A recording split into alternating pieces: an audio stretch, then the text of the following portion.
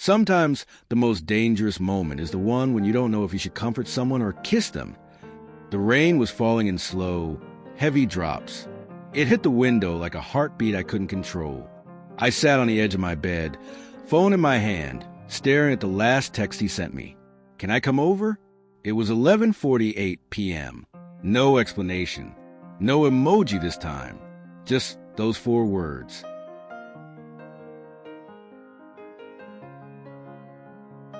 When I opened the door, Daniel was standing there, hair wet, hoodie clinging to his shoulders, eyes red.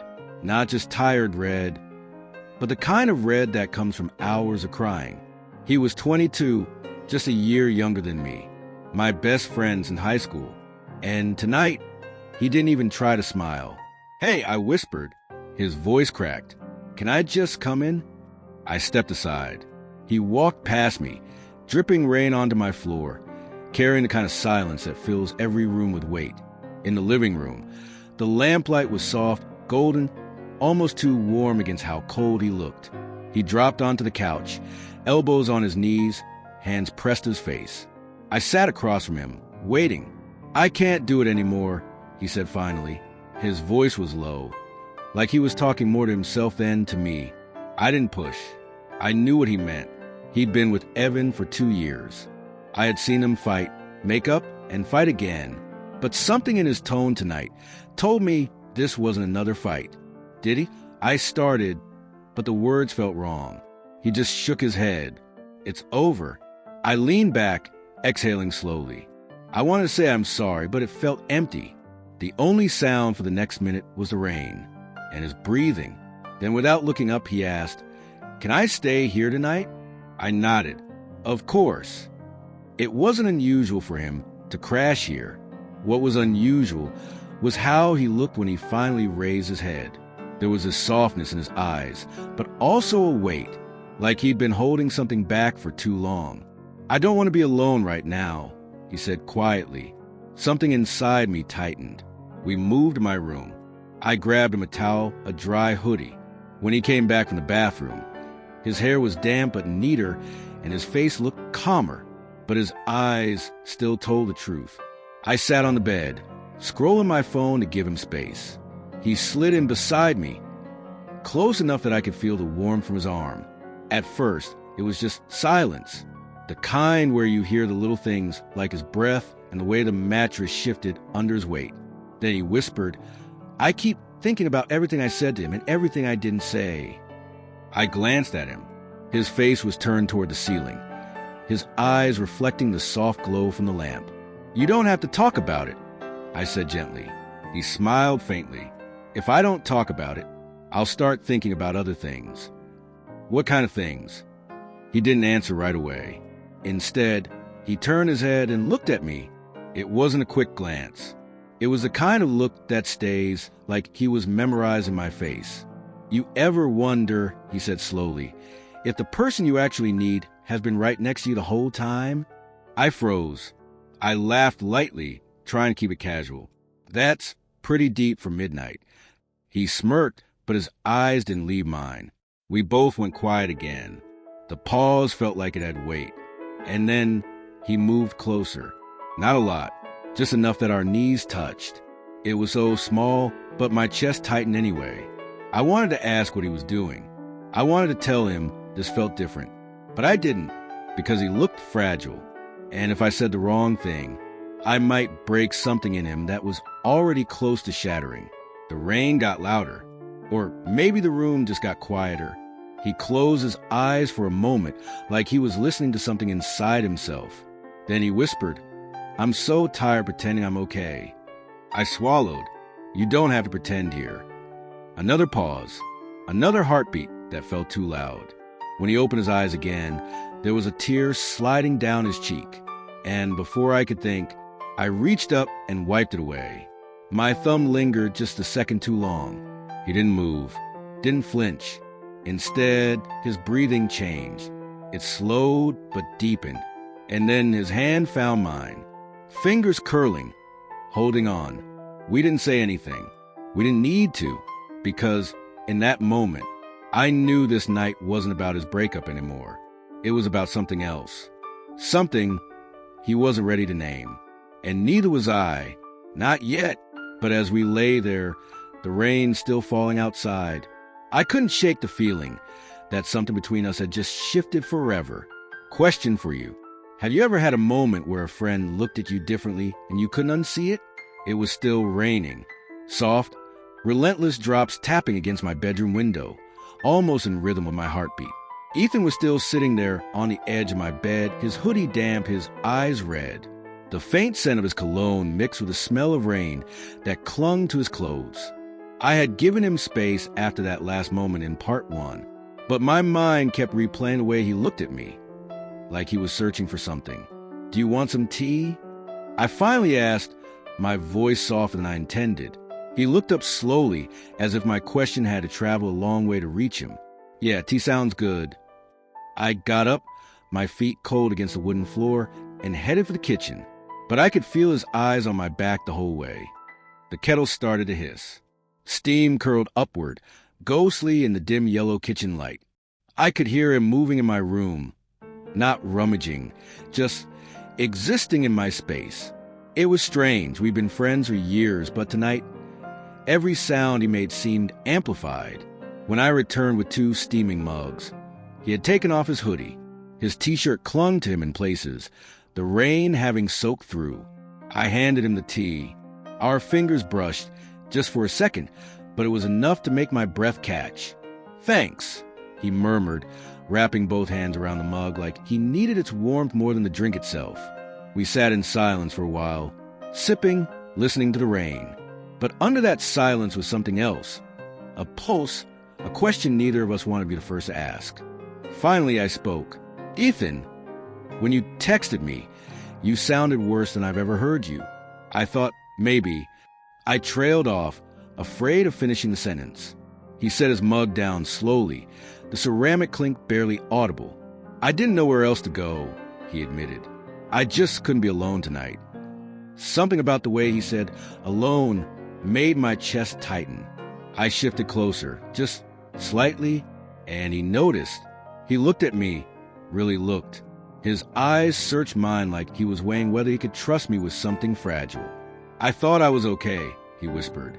But then when I got home and it was just me, I couldn't breathe. I felt my own hand move, resting lightly on his arm. Not gripping, just there. I'm here, I said, barely louder than the rain outside. He exhaled slowly, and in that moment, I could feel the wall between us, the one we kept up all these years, begin to crack. He leaned back against the headboard, his gaze drifting to the ceiling. I keep replaying in my head, he said. Everything I said, everything she said. I hesitated, then asked, do you want to talk about it? A pause. I do, but I also don't want to think about her right now. That sentence hung in the air, heavy, dangerous. I stayed quiet, giving him the choice to continue or let it go. But instead of speaking, he shifted, just enough so his shoulder brushed mine. That one small movement sent a ripple through me, like the tiniest drop hitting water, but spreading far wide, unstoppable. We didn't speak for minutes. The rain did the talking. The occasional creak of the house, the faint hum of the fridge down the hall. And then, I'm sorry, he said suddenly, for showing up like this. Don't be, I replied. You're my best friend. You could show up at 3 a.m. and I'd still let you in. His lips curved into the smallest, saddest smile I'd ever seen. That's dangerous, he murmured. Before I could ask what he meant, he shifted again. This time, closer. The distance between us was now almost nothing. I could feel the warmth radiating off him. His breathing, slow but deep. And then, without looking at me, he whispered, do you ever think about us? The words hit me like a quiet explosion. I didn't answer right away. Not because I didn't know, but because I was afraid of how true the answer would sound out loud. Instead, I asked, what do you mean by US? He finally turned to me, and for the first time that night, there was no wall in his eyes. You know what I mean, he said, and I did. I always had. The rain hadn't stopped. If anything, it had deepened, Thicker drops now hit the glass with a duller sound, like the sky was running out of patience. Ethan's question still hung between us, that quiet but seismic, "Do you ever think about us?" It felt like I'd been holding my breath since he said it. My first instinct had been to deflect, crack a joke, change the subject, do what I'd always done when our friendship veered too close to the edge. But tonight, I didn't have the energy for pretending. My voice failed, so I started again. I'd be lying if I said I never thought about it. His eyes flickered. Surprise, relief, maybe even fear. Really, I nodded slowly, keeping my gaze on the steam curling up from my half-finished tea. "Yeah, but I figured you'd never want to cross that line. You and I were not built for..." "For what?" he interrupted, his tone sharper than before. "For ruining this," I said, gesturing vaguely between us. He didn't answer right away. Instead, he set his mug on the nightstand and leaned back, his hands behind his head. "You think it'd ruin things?" I hesitated. "I don't know. I just know once you feel something, you can't unfeel it." The silence after that felt like a second storm, the kind you hear rumbling far away before it's even arrived.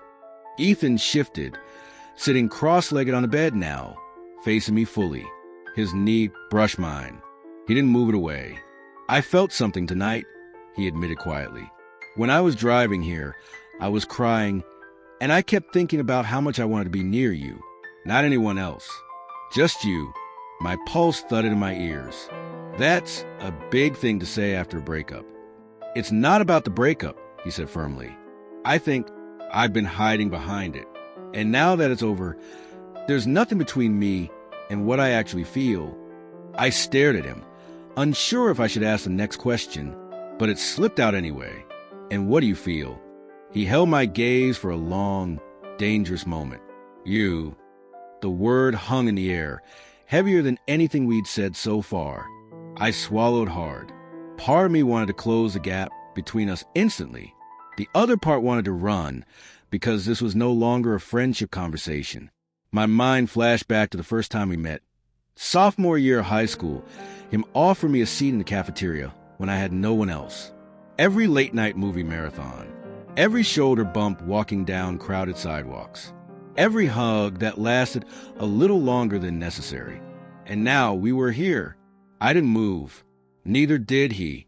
It felt like the room was holding its breath, waiting to see which one of us would break first. Then he reached for my hand.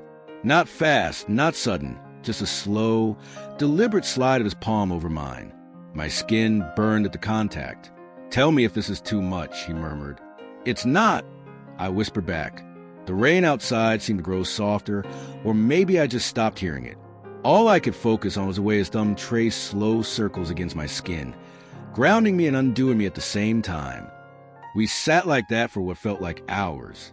No more words, just hands, just the occasional shift of weight, the sound of his breathing mingling with mine. At one point, he looked down at our joined hands and smiled, small, almost shy. I don't think I've ever done this with someone without kissing them right after. The implication hit me like a shiver, but he didn't lean in, and that somehow made the tension even sharper. "Why aren't you?" I asked before I could stop myself. His eyes softened. "Because I don't want this to be something we rush into just because you're the only person keeping me from falling apart right now." The honesty in his voice was devastating. I squeezed his hand. "That's exactly why I think we should take it slow." For the first time that night, he laughed, a quiet, tired sound, but real. "God, we're pathetic," he said, shaking his head. "Yeah," I agreed, smiling faintly. "But maybe that's what makes this worth it." The hours slipped by. We ended up lying down, still fully clothed, side by side on my bed. The distance between us had closed to the point where our shoulders touched, our knees brushed. It wasn't enough, and it was everything. Somewhere in the haze between midnight and morning, I felt his breathing even out. He'd fallen asleep. I didn't move, not because I didn't want to wake him, but because, for the first time, I realized I was exactly where I wanted to be. And maybe, just maybe, so was he. The morning light was thin, pale, and unkind, the kind that slips through blinds in soft stripes, cutting across a room like it's been there all night, waiting. Ethan was still asleep, one arm thrown over his face, his chest rising and falling in that deep, steady rhythm you only get when you surrender completely to exhaustion. The world could have been on fire outside, and he wouldn't have moved. I lay there quietly, not daring to shift too much, afraid the sound of the bed springs might wake him. It wasn't just about letting him rest. It was about holding on to this moment, this fragile in-between space where we hadn't yet decided what we were to each other. His hair was a mess, sticking up in every direction. A small crease marked his cheek, probably from my pillow. And even in sleep, there was something in the way his mouth softened, less guarded, more open, that made me want to memorize it. I wasn't used to having him this close in the mornings. Usually, we saw each other later in the day, after coffee, after the armor of the world had been strapped on. But here, I could see him without the layers. It felt dangerous. I shifted slightly, careful not to wake him, and let my gaze drift toward the window. The rain from last night had stopped, but the sky still hung low and heavy, a dull blanket of gray. It matched the way I felt. Not sad, not exactly happy, just suspended in something unnamed. A small sound pulled my attention back, a half-groan, half-sigh. Ethan stirred, rolling toward me in his sleep, his arm brushing against mine. My body went rigid, then melted, all at once. It was such a small thing, that touch, but it felt like a decision being made in real time. And then he spoke. "MHM warm," he mumbled, still halfway asleep. I bit back a laugh, my chest tightening at the same time. This was him, the real him, no filters. His hand shifted in the sheets, accidentally, or maybe not, finding mine under the covers. His fingers didn't just touch. They curled slightly, like instinct. I stayed still, letting him hold it. A few minutes later, his breathing changed. I could feel the exact moment he began to wake. The way his hand stilled slightly, the tiny shift in his posture. Then, slowly his eyes opened. It took him a second to register where he was. When he did, a faint smile tugged at the corner of his mouth. "Morning," he said, his voice thick with sleep. "Morning." I echoed, trying to sound casual, though my heart was pounding. He glanced down at our joined hands, then back at me. "Guess I didn't let go, huh?" "You guessed right." His smile deepened just a little. "Sorry or not sorry?" I rolled my eyes. "Not sure yet."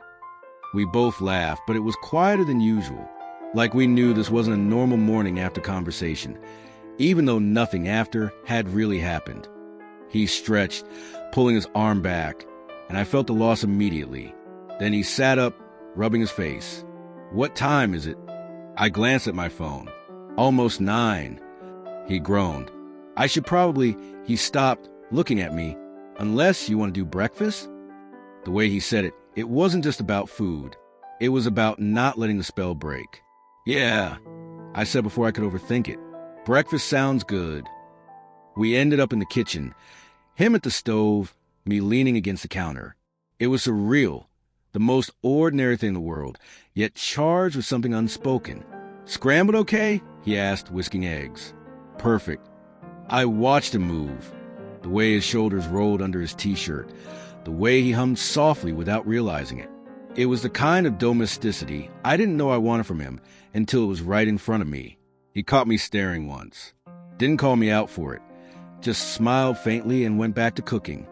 We ate at the small table by the window. The sky outside hadn't brightened much, but it didn't matter. Inside, the air felt warmer. Halfway through, he set down his fork. "Can I ask you something?" I nodded, chewing. "Last night, when I said what I said, do you wish I hadn't?" I swallowed slowly, setting my own fork down. "No, I'm glad you did." He studied me for a moment, like he was measuring the weight of my words. "Even if we're messing with something we can't undo?" "Yes," I said simply. The look in his eyes after that, it was the kind that made me think maybe he'd been waiting for this longer than I realized. We didn't talk about it any further. We didn't need to. The air between us was already saying too much. After breakfast, he offered to do the dishes. I let him, mostly so I could stand there, leaning on the counter again, watching the way his back curved slightly as he worked, the way he shook his hands off after rinsing a plate. It was mundane. It was everything. When he left, hours later, there was no hug, no big goodbye. Just a look, a lingering one, and the faintest smile before he walked out the door. I stood there for a long time after, the quiet of the apartment pressing in. Something had shifted, and whether it was the start of something or the end of something else, I had no idea, but I wanted to find out. It was 2 days before I saw him again. 2 days of overthinking. 2 days of replaying his look at the door in my head. 2 days of wondering if I should text first, or if that would make me look desperate. In the end, I didn't have to decide. On the evening of the second day, just as I was halfway through making dinner, my phone buzzed. Ethan. Hey, you busy? My first instinct was to type back something casual. Something like, kinda, what's up? But my thumbs hesitated. Instead, I wrote, not really. Why? The typing bubble appeared almost instantly. Can I come over? My pulse jumped. It wasn't like him to just drop that out of nowhere, especially after a morning like we'd had. Yeah, doors unlocked. When he arrived, it was raining again. Not the gentle kind from last time. This was heavier, sharp. The sound against the windows filled the space like static. He stepped inside, damp hair clinging to his forehead. His hoodie was zipped halfway, darkened with patches of water. Hey, I said, setting my spoon down. Hey. He had moved farther in right away. Instead, he stood there for a beat, hands in his pockets, eyes not quite meeting mine. Something was wrong. You okay? I asked. He exhaled sharply, like he'd been holding it in all the way here. I just needed to not be alone tonight. That was all it took. I didn't ask anything else, just nodded and motioned toward the couch. Sit. I'll make tea. By the time I joined him, 2 mugs in hand, he'd curled himself into the corner of the couch, hood pulled up, gaze fixed on the rain outside. I sat beside him, close enough that our knees almost touched, and set his mug down on the coffee table. Thanks, he murmured, fingers wrapping around it. For a few minutes, we just sat there in silence, listening to the rain. I didn't push. Eventually, he spoke. She called me today. I didn't have to ask who. His ex, the breakup he'd been unraveling from for weeks. What did she say? Nothing important. Just, checking in, or pretending to. His voice was flat, but there was something behind it, something sharp. Did it mess with you? I asked softly. Yeah, he admitted. It's like, I'm fine until I hear her voice. And then it's like all the progress I made just resets. I nodded slowly. I get that. He looked at me then, really looked. His eyes were tired, rimmed with a faint red, like he'd been holding back more than just words. And before I could think of something else to say, he asked quietly, can I just stay here tonight? I didn't hesitate. Of course. He nodded once, like he'd been bracing for a different answer. We didn't do much after that, just watched something on TV neither of us really paid attention to. But at some point his head tilted, resting lightly against my shoulder. It wasn't like the last time, where it had been late and sleepy and unthinking. This time it felt intentional. I let myself lean into it. Hours later, the TV's glow had dimmed, and the rain had softened to a faint patter. You should get some sleep, I said. He didn't move. Here's fine. It took me a second to realize he meant this. The couch, next to me, without even going to the spare room. You sure? Yeah. His voice was quiet. I just don't want to move right now. So we stayed like that, side by side, the air between us warm despite the cool drift coming through the window. And somewhere between one breath and the next, his hand found mine again. This time, there was no pretending it was accidental. His thumb brushed slowly against my skin, and the weight of that small motion made my heart stumble. I didn't sleep much. Not because I was uncomfortable, but because I was afraid if I closed my eyes, the moment would vanish. Every shift of his body, every soft inhale, Every slow exhale, I kept cataloging it, as if storing proof that it had happened. At some point, I realized he was awake too. "You're not asleep," he whispered. "Neither are you," I whispered back. There was a pause. Then, so quiet I almost missed it. "I don't know what I'm doing." "Neither do I said honestly. He let out a breath. Not quite a laugh, not quite a sigh. "Feels nice, though." "Yeah." And we stayed that way until the first gray hints of morning began to bleed into the room. When he finally stood, stretching stiffly, he looked at me like he wanted to say something else. But all he said was, "Thanks. For, not asking too many questions. You never have to thank me for that," I replied. He smiled faintly, the kind of smile that didn't quite reach his eyes yet, but was trying to. Then he left, hoodie still damp, disappearing into the pale morning light. I spent the rest of the day pretending I wasn't waiting for my phone to buzz again. But when it finally did that night, his message was only 4 words. "Miss your couch already." And I knew without question that he'd be back. It was only 3 days before he came over again. 3 days where his 4-word text kept circling in my head. "Miss your couch already." It had been typed casually like a joke, but I couldn't shake the way it felt. By the 3rd night, I caught myself glancing at my phone more often than I wanted to admit. And then, right around 8:30 p.m., it lit up. "Ethan, you home?" I typed back, "Yeah." "Why?" This time, no hesitation in his reply. "Coming over." When the knock came, I opened the door to find him holding a grocery bag. "You bring dinner?" I asked, eyebrow raised. "Sort of," he said, stepping inside. "Didn't know if you'd eaten yet." The bag held instant ramen, 2 packs of chips, and a carton of chocolate milk. It was the most Ethan assortment imaginable. We boiled the noodles together in my tiny kitchen, steam clouding the glass of the window above the sink. It was ordinary, almost boring, but the kind of boring that made my chest ache in the best way. "You okay?" I asked after a while, watching him stir the pot. He shrugged. "Yeah, just didn't want to be at my place tonight." I didn't push. I just nodded and handed him a bowl. Later, when the dishes were in the sink and we were back on the couch, the air between us felt different. Not tense exactly, but charged. He sat close again, not quite touching me, but close enough that if I shifted even slightly, our arms would meet.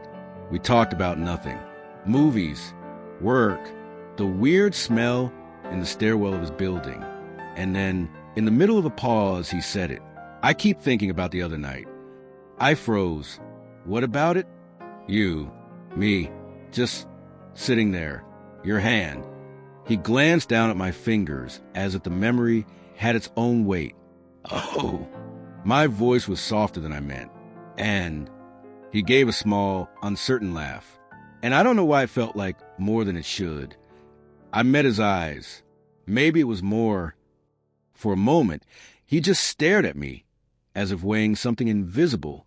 Then he looked away, rubbing the back of his neck. "Yeah, maybe." The silence after that wasn't awkward, but it wasn't empty either. It was full of all the things we weren't saying yet. Around midnight, we ended up lying side by side on the couch, half watching some old comedy on TV. At some point, his feet nudged mine under the blanket. "Cold?" I asked. "A little," he said, but he didn't move them away. If anything, he shifted closer until his knee was brushing my thigh. The whole time, my heart was doing that thing, beating too fast for such a small amount of contact. Then, without looking at me, he asked, "Can I tell you something without you making it weird?" I turned my head toward him. "Sure, I feel better here," he said quietly. "Like, my chest isn't heavy, even when I'm not talking. I just feel okay." The words lodged in my throat before I could answer. Because how do you respond to something like that without letting it show too much?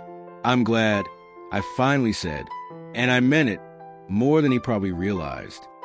We didn't move for a long time. Just a low murmur of the TV, the occasional shift of the blanket, until he rolled onto his side to face me. In the dim light, I could see every detail. The way his hair fell over his forehead, the faint curve of his mouth. "What?" I asked, a little unsteady under his gaze. "Nothing." He smiled faintly. "Just, you've been here for me more than anyone else lately." I tried to shrug it off. That's what friends do. "Yeah," he said, almost whispering. "Friends." The way he said it, slow, like he was testing the word, made my pulse spike. We stayed like that until the clock on my wall read 2:07 a.m. "You're staying here again?" I asked. "Yeah, if that's okay." "Of course it's okay." He gave me that look again, the one that seemed to carry more than either of us was ready to name. Then he shifted closer, our knees touching fully under the blanket. It was such a small movement, but my whole body felt it. Somewhere between talking about nothing and drifting into silence, he let out a long, slow breath. "I'm not gonna lie," he murmured. "I thought about kissing you the other night." My heart skipped. "Oh." "Yeah, but it felt complicated. It still is. I admit it. I know." He didn't pull away, but I still kind of want to. The air between us felt thin, like it might shatter if either of us moved too quickly. I didn't lean in. He didn't either. Instead, we just stayed there, faces close enough that I could feel the warmth of his breath. And maybe that was enough. For now. By the time morning crept in, we were tangled under the blanket, not fully holding each other, but close enough that it would have been impossible to explain away. When he left, he didn't say goodbye. He just gave me a long, lingering look at the door. And hours later, my phone buzzed again. Think I left something there. I texted back. "What?" His reply came instantly. "Me."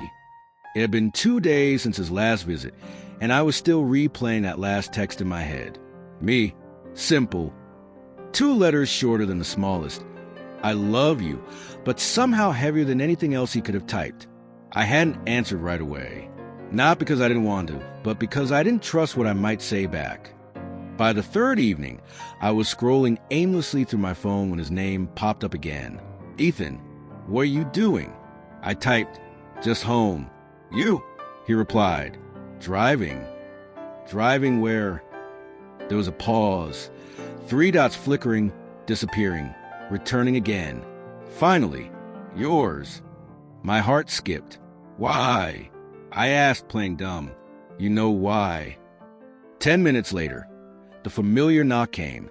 This time, when I opened the door, he didn't have ramen or snacks. Just him, hoodie, jeans, hair a little messy like he'd run his hands through it too many times. "You okay?" I asked, stepping aside. "Yeah." He walked in slowly. "I just didn't want to think tonight." I shut the door. Thinking's overrated anyway. We didn't put on a movie, didn't make tea, didn't do anything except sit on the couch like there was no rush to fill the space. He was quieter than usual, his shoulders slightly hunched, like the weight of something was pressing him down. "You've been off lately," I said gently. He glanced at me, then away. "Yeah. You want to talk about it?" He hesitated, then shook his head. "Not yet. Just, can I stay here tonight?" "Of course." We ended up leaning back, the blanket over us, the low hum of the fridge in the kitchen filling the silence. After a while, I felt his hand shift, just enough that his pinky brushed mine. I didn't move. Neither did he. It was almost laughable how much that single point of contact could feel like an earthquake. After what felt like forever, he spoke. "You remember when I said I thought about kissing you?" My breath caught. "Yeah. I've been thinking about it again." He looked at me then, really looked. I don't know what that means yet, but it doesn't feel like something I can just ignore. I swallowed, my throat suddenly dry. What do you want it to mean? He let out a shaky laugh. "That's the problem. I don't know. When I'm here, it's different." "You're different. Or maybe I am." "You're safe here," I said quietly. His eyes softened. "Yeah, I think that's it." The blanket shifted slightly as he leaned an inch closer, not enough to close the space, but enough to feel intentional. I could feel my pulse in my fingertips. And I swear, if I'd moved even slightly toward him, he would have met me halfway. But I didn't, and neither did he. Instead, he exhaled and leaned back again, looking almost frustrated with himself. This is so messed up. It's not messed up, I said. It's just complicated. He nodded. Complicated. The word hung between us like a thread we were both holding, but neither of us ready to pull. An hour later, we were lying down, the blanket over both of us, our legs brushing under it. His arm shifted slightly until it rested against mine.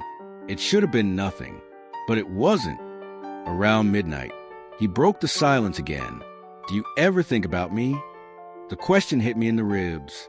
All the time, I said before I could stop myself. He turned his head toward me. Yeah. He didn't say anything after that, but his breathing changed. Slower, deeper, like my answer had calmed something in him. When I woke up in the morning, the sunlight was filtering to the curtains, and his hand was resting loosely against mine, not holding it, just there. He stirred, eyes half opening. Morning, he mumbled, voice low and rough. Morning. We didn't move right away, and when we finally did, it was only because my phone buzzed on a coffee table. He glanced at it, then at me. You should get that. But I didn't. I just kept looking at him, my chest tight in that strange, unexplainable way, because I knew, sooner or later, one of us was going to close that gap, and everything would change. The next evening, I tried not to expect him. Tried to tell myself he probably had plans, probably wouldn't just show up again like last night never ended. But expectation has a way of creeping in quietly. In the way I left the blanket folded neatly on the couch. In the way I made 2 mugs of tea instead of 1. By 8:47 p.m., I was almost convinced I'd imagined the whole thing. Then knock, knock. That quiet, careful rhythm. The one I could have recognized even in my sleep. When I opened the door, there he was. Same hoodie, same tired eyes. But tonight, his expression carried something else. Something sharper, like he'd made a decision on the drive over and was holding on to it with both hands. Hi, he said softly. Hi. Can I come in? You know you can. We sat on the couch without the usual preamble. No movie, no snacks, no casual talk about our days. He leaned forward, elbows on his knees, staring at the floor like it held answers. I almost didn't come tonight, he said after a moment. Why? Because I didn't know if I could just sit here with you again and pretend. My pulse picked up. Pretend what? That I don't want to cross this line. There it was, the thing we've been orbiting for weeks, finally spoken aloud. I didn't answer right away. My fingers gripped the edge of the couch cushion, grounding myself. What's stopping you? I asked carefully. He looked at me then, and it was like the question cracked something open in him. Fear, confusion, the fact that you're my safe place, and I don't want to ruin that. I exhaled slowly. You won't ruin it. You can't promise that. No, but I can promise I want you here, in whatever way you need to be. He leaned back, eyes searching mine. This isn't just about kissing you. I know. It's about the fact that I'm not sure what it means for me. And if I start, I don't know if I can go back. The air between us felt charged, electric, like one wrong word could burn the whole thing down. I'm not asking you to find it right now. I said quietly, I'm just asking. If you feel it, don't pretend you don't. He swallowed hard, his Adam's apple bobbing. I feel it, he admitted, voice almost a whisper. The room seemed smaller somehow, like the walls had leaned in. He shifted closer, the couch creaking under the redistribution of weight. I could smell the faint scent of his shampoo, feel the warmth radiating off him even before his knee brushed mine. And when it did, neither of us moved away. Last night, he said slowly, I almost kissed you when you said you thought about me all the time. My heart stuttered. Why didn't you? Because I wanted it to be certain, and I wasn't. And now, he gave a small, almost helpless laugh. Now I'm not sure I cannot. There was no cinematic swell of music, no dramatic countdown, just a gradual narrowing of space. His eyes flicking from mine to my mouth, the subtle hitch in his breathing, the way his hand inched toward mine on the cushion. When his fingers brushed mine, I turned my palm up. He laced his fingers through mine like he'd been waiting to do it for years. And then he leaned in. The first touch of his lips was tentative, soft, almost questioning. A whisper of contact that could have been mistaken for an accident if not for the way he lingered. When he pulled back half an inch, his eyes searched mine again like asking for permission without words. I gave it by closing the gap myself. This time the kiss deepened, not rushed, but certain, like we'd both decided to stop lying to ourselves. His free hand came up the side of my face, thumb grazing my cheekbone. I felt the slight tremor in his fingers, and it made the moment even more human, more real. When we finally broke apart, he stayed close, foreheads resting together. "Okay," he whispered. "Okay?" I asked, smiling faintly. "Okay, as in, I don't know what this means yet, but I know I want to find out." We didn't talk much after that. We didn't have to.